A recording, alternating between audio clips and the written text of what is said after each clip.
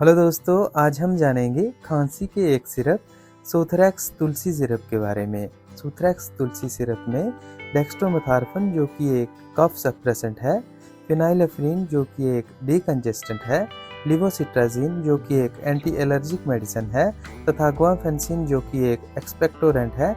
इन सब की कंपोजिशन रहती है।